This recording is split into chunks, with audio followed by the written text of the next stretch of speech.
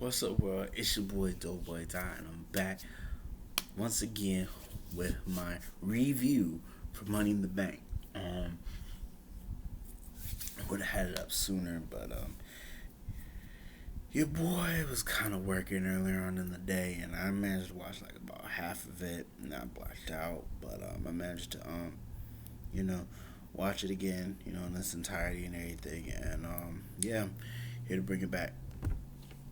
So yeah, overall the pay per view, it was okay. It was okay. It was all right. I mean, I wasn't like I said, I wasn't really hyped for it, and then like the way it went down, it was all right. But it is what it is. I'll tell you what though, that Money in the Bank match was something else. But we'll get to that. Starting out, it was the pre-show with Jeff Hardy and Cesaro. Um, Match was pretty okay, I guess. I mean, Jeff Hardy and Cesaro. I expected it. It would be an alright match. Those two would do pretty good. Then Hardy won, just like I thought he would. I was kind of expecting Sheamus to kind of come in and do something, but he didn't. So I don't know if they're going to save it for. I don't know if they're gonna save it for like on SmackDown or something, but we'll see. We'll see. But yeah, it was alright, I guess. Jeff won, so I was right now. Okay, and the first match of the night was the Fatal 4-Way Tag Match for the SmackDown titles, which was the New Day, Forgotten Sons, Miz and Morrison, and Lucha House Party. This match was pretty cool. It was pretty cool. Each team had their little moment to shine. What was his name? Jackson Riker. Yeah, he didn't really do too much, but I mean he kept saying do little things here and there, and then he got thrown out.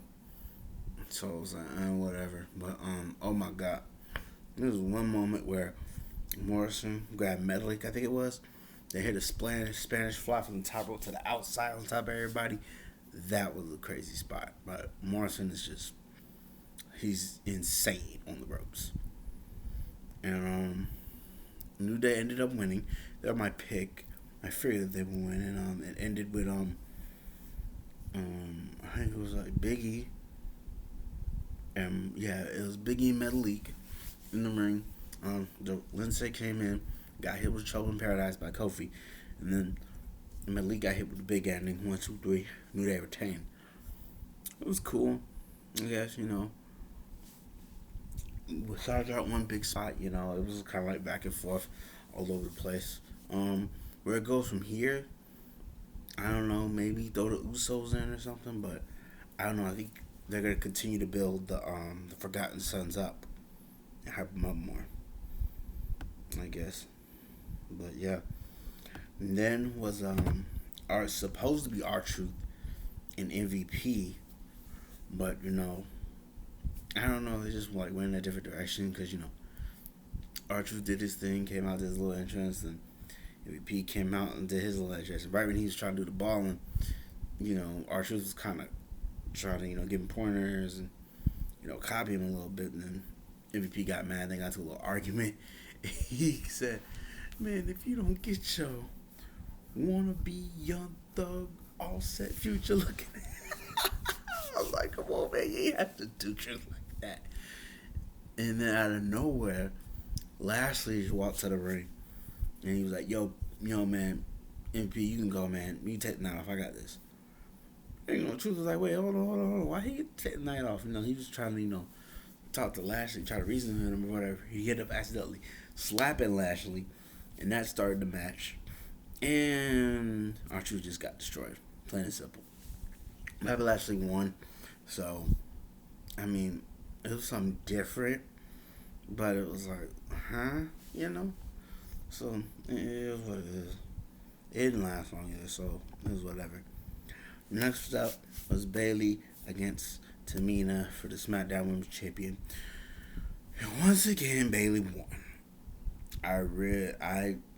I kind of figured that she would win, but I wanted Tamina to win. But it started out with Bayley kind of focus in on Tamina's knees, and then it looked like she had the upper hand for a while, and Tamina was able to come back and hit her with like one or two super kicks, and then a Samoan drop. And then when she went for the cover, Sasha came in like she was about to do something, and Tamina saw her and then chased her around the ring, and she got like rolled up, and then 1, 2, 3, and then she looked like she was about to slam Samoa drop on Bayley anyway, but Sasha came in and helped her out.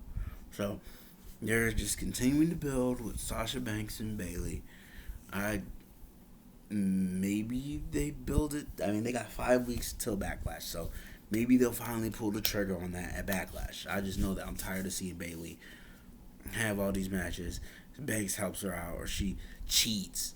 Like, pull the trigger on this. Have somebody else be the champion. Bayley's the red, of course, with the belt. I mean, that's just my personal opinion on it. Next up was Braun Strowman against Bray Wyatt, regular Bray Wyatt. And my pick was for Strowman to retain, which he did.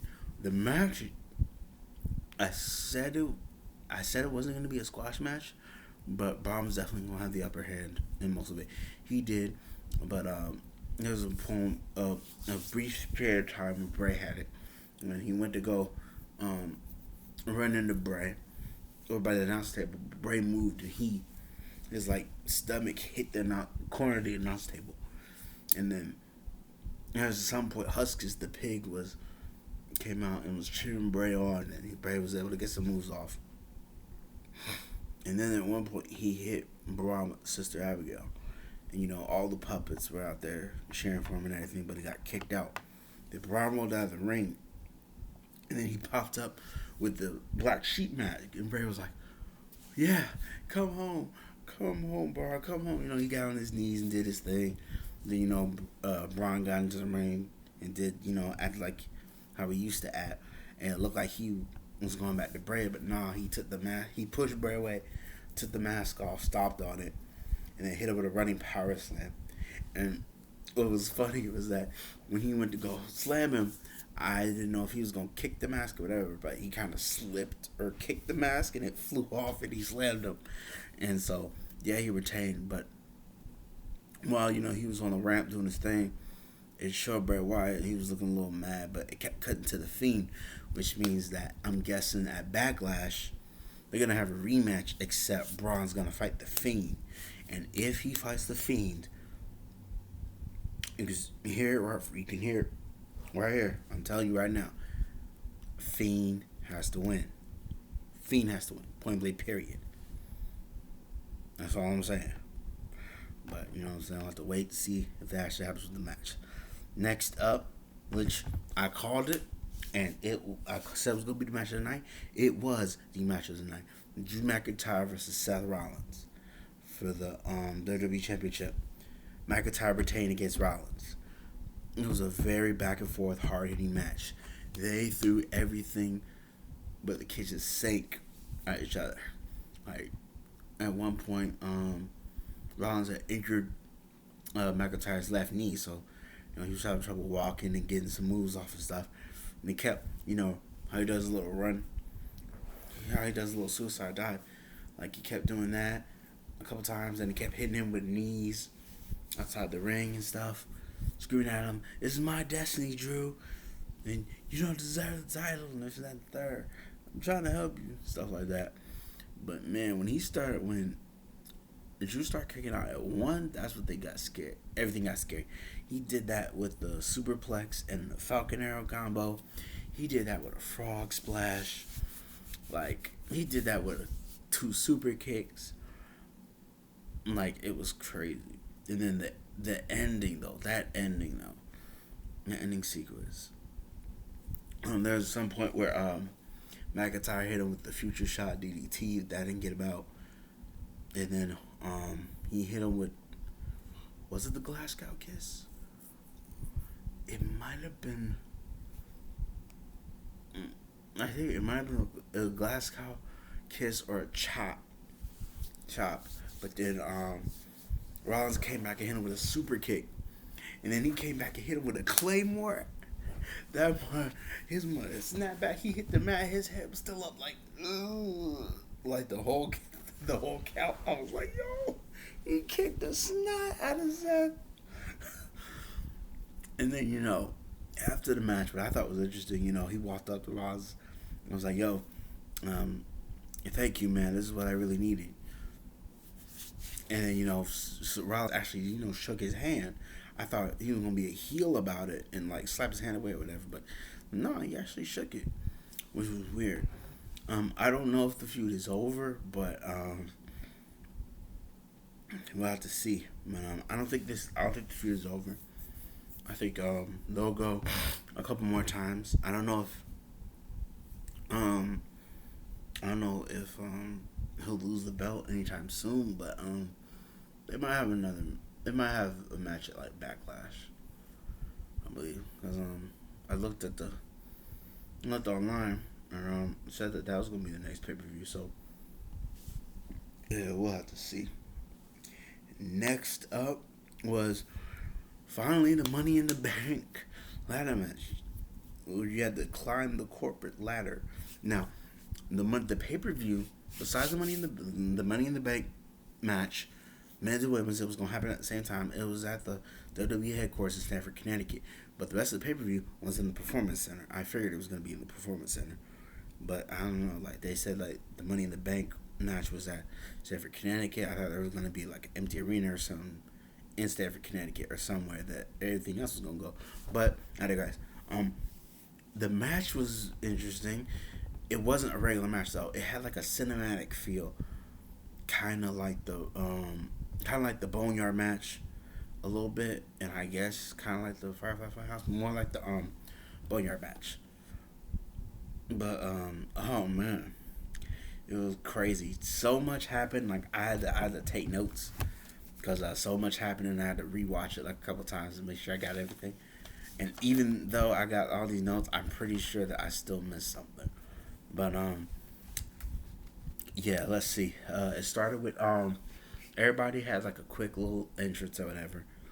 It's just like their music hit and they showed up. They said something or did whatever, and it said like their name, weight, where they were from, finishers, and what they did to get there, like who they beat to qualify or whatever. And I thought that was pretty cool, whatever. And then the women were started in the lobby, but the men started in the gym. And I'm just gonna go ahead and say it, like, yo, if I could like visit the WWE course one day, I would love to visit because that place is huge and it looks crazy and amazing. I would love to go there. Matter of fact, I might put that on my bucket list after seeing this match because it makes me want to check out the place even more. But yeah, okay, it's like 6 men and 6 women. But on the women's side, Asuka's music hit, but she didn't show up. And so everybody was, looking around like, yo, where is she? They was talking about, so all of a sudden all you hear was, hey, Asuka was making noises. So they walk up a little bit, they look up. She's like on top of the lobby on the next floor, ceiling or whatever. Like hanging like, she did a little dance or whatever. And then she jumped from that little balcony onto everybody. A bell rang and everybody started going at it. And then they started fighting amongst themselves. And then Asuka, after she died and did all that, she went to the elevator. She got on. Everybody tried to scramble to get on the elevator, whatever. But now she got on the elevator. She was celebrating in a little dance or whatever. Asuka is, oh my god, Asuka is definitely a character. Get help. And she's been a true MVP in these times on WWE. So I commend and salute Asuka. She's doing her thing. And so yeah, Asuka, kind of took the easy route for a little while. And then there was a fight back to the gym fighting. Corbin picked up a weight. I think he tried to hit Brian with it, but it ended up breaking one of the mirrors. And he was sitting there staring at the mirror like, oh snap. And then everybody was fighting with somebody, and they were like slamming each other into the equipment or getting a leg up on the equipment and hitting moves with them. And Otis trapped Styles under this big heavy bar with like a whole bunch of weight on it, And he was like, and then everybody got out the gym and go start the movie. He's like, yo, Ray, help me out. Ray was looking at him like, man, that's crazy. Now I'm out of here. And then Ray was the last one to leave the gym before AJ. And then somebody was in the bathroom and it was a quick cameo by Brother Love. I was like, oh, that's cool. And he's like, I love you, Ray. And he's like, man, I love you too, but man, no, I gotta go. So I thought that was pretty cool. And Daniel Bryan, Black, Otis, and Corbin were fighting in the hallway. Oh, before I forget, it was the six men were Baron Corbin, AJ Styles, Otis, Daniel Bryan. Well, Rey Mysterio, and then did I forget somebody? Hold on, Baron Corbin, Otis, Aleister Black. Yeah, Aleister Black. Baron Corbin, Otis, Aleister Black, Daniel Bryan, Rey Mysterio, and AJ Styles. And then the six women were Carmella, Dana Brooke, Lacey Evans, Shayna Baszler, Asuka, and Ajax. Yeah. And so they were fighting in the elevator, and then their elevator eventually reached their destination. They got out the elevator and they ran into the ladies as they were going, and then they was like, oh snap. They was just watching the men fight, whatever. Then Asuka, her elevator came up at the same time, but everybody was looking at the men fighting, so she was sitting there she snuck out the elevator and ran in one of the hallways, but Shayna saw her and chased after her. And then everybody started fighting again, and then at some point Black, snuck off, and then Brian had Corbin wrapped up in some ropes or something, and then he was hitting him with the yes kicks, and Otis was sitting there like yes, yes, yes, yes, yes. He was going crazy, and then Brian started hitting him with the yes kicks. And then Brian ran off, and then out of nowhere behind a chair, I guess it was like a updated version or whatever, a Doink the Clown, I guess. Like he was speaking of the chair, he looked around, and then he went back under the chair. That was a little funny. And then it was who was it? I think it was like Dana Brooke and Baszler bumped into each other, and they started to fight. And then Jackson got into it, and then Carmella tried to fight Nia. She slapped the mess out of her. Nia just sat there like, "Are you serious?" And she's like, "I'm sorry." Then Nia just killed her, just threw her into her, beating her down. And then her and Shayna got into it real quick in the room. They got a quick little stare down, and Baszler was hitting her with the elbows or whatever, but they weren't doing much damage. And then Dana got a chair and hit Nia on the back, knocking her out. And then in this little room or whatever, it looked up, and it was a Money in the Bank briefcase. She suddenly, got there and grabbed it. She was in there like, yeah, that Stephanie, and Stephanie popped up and was like, yo, Dana, what are you doing? This is the Money in the Bank office. That's not the real case. You know it's up on the roof, right? And she's like, oh, and clean up this mess and get Nia off the floor. She's drooling. It's gross. Stephanie being Stephanie. And then Carmella hit a poster on top of Dana Brooke. And then she was just sitting there and then on the poster, it was when Carmella won, so it hit her, and Dana's head was kind of on the poster.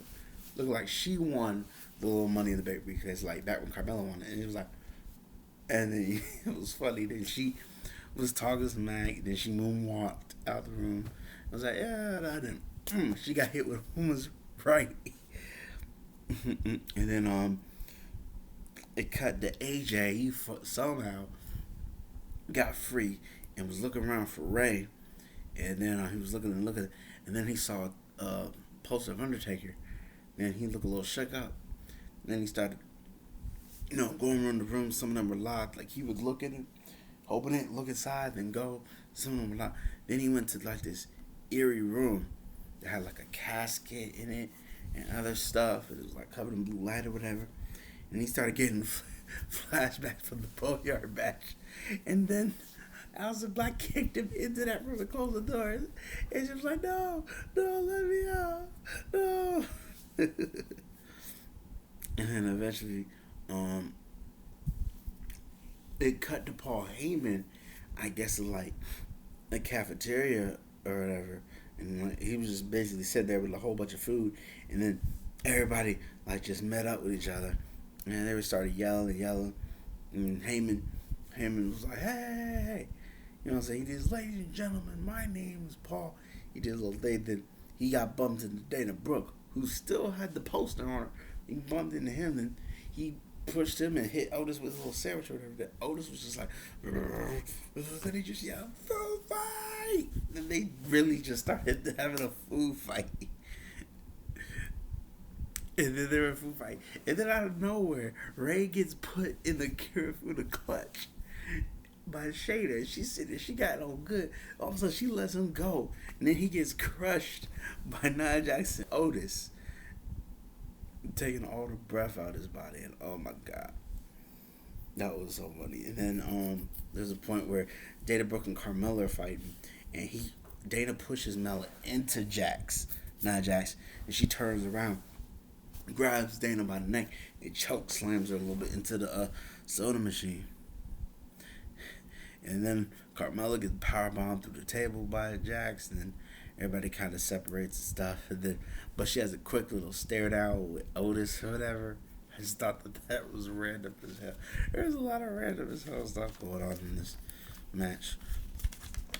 And then there was the part where Otis went into the actual like cafeteria where they served the food and everything, and he was looking at all the pies and everything. And then out of nowhere, John Laurinaitis showed up on his little scooter, and he was like, people power. But before he said anything, he got pied in the face, and Otis just walks out. And then it showed a janitor mopping the floor, and Asuka was running up, and then he was trying to talk to him. He couldn't understand it, and then everybody else, all the other girls showed up. And so she grabbed the mop and hit somebody with it, and they all ran off. Then Dana Brooke comes up behind the back, and she slips on the wet floor. And it's like, come on, man, for real? It's like one of the oldest guys in the book. And then Baszler and Nia gets into a fight real quick, but then Baszler gets slammed into a wall, and it looks like she's out. And then at this point, I'm starting to realize, okay, they've been going at it for a while. Are they starting to like slowly pick people off, or whatever? But I don't know. That was just a thought from my. Then it cut to Daniel Bryan and Styles fighting, and then they start going from one office into like this little boardroom. Then they go to the office. They start going at, and then they realize they're in Mr. McMahon's office. He's standing at them, looking at him. They're looking at each other, and he's like, "Get out, go!" And I'm like, "Oh, sorry, sir." You know, they start to go out there. He's like, wait, straighten the chairs. They straighten the chairs. They get out, and then Vince stares there, just looks at him. It's like what the hell? Then he quickly sanitizes his hands and goes back to what he was doing. And then they walk out. I was like, yo, man, that was crazy, man. He was like, hey, man, you kind of like a punk man. I was like, man, what are you talking about? You're the one who talked about straightening up the chairs. He's like, yeah, you're right. And then they started fighting again. And then it eventually, finally ended up on the roof. And it was Asuka getting thrown out the door through the roof. And then it was her, Nia, and Lacey Evans fighting over a ladder to try to climb up and grab the briefcase. And then at one point, Nia got hit with a ladder. She was down for a while. Then it was down. And then she got hit with a woman's right. And so she was down. Then Lacey started fighting with Asuka. I was like, Asuka gonna get it, but she fell off. Then Lacey started climbing. And then Asuka like pulled Lacey Evans off into Nia. Got them both down. And she climbing up there. and she reaches for the briefcase. Then out of nowhere, Corbin walks up, runs up the ladder. He's like, "Hey man, what are you doing? What are you doing? Get off!" She kicks Corbin off and grabs the women's briefcase. Like, wait, what are you doing, Corbin? So Asuka wins. So now it's just the men. So Corbin, tries to get up. No. I'm sorry. Then Ray and Aleister Black show up, and then Otis shows up, and then they have a little fight, whatever. And Styles pops up, and they have a fight. Then out of nowhere, Corbin decides to commit murder. He freaking grabs Ray and throws him up off the roof. You hear a little sound effect, but you don't know. And then he does the same. Black sees it. He beats up Corbin. He throws Black off the roof. I'm like, yo, so you just go throw him off the roof, bro? And then it goes to Styles and there's Styles and Corbin at the top of the ladder, and they both got a hold of the briefcase. It's like, no, I got it. You let go. No, you let go. No, you let go. Then out of nowhere, Elias shows up out of nowhere. Hits Corbin on the back with a guitar. So he drops the briefcase. So he kind of like, does that with the briefcase. Then Styles like, yeah, then he fumbles it. And Otis, oh my God, Otis catches it.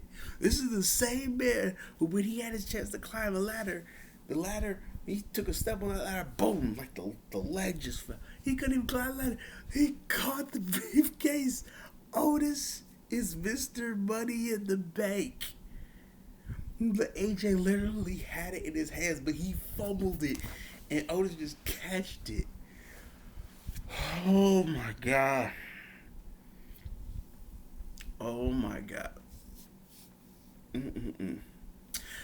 That was one of the craziest things I hadn't seen in a while.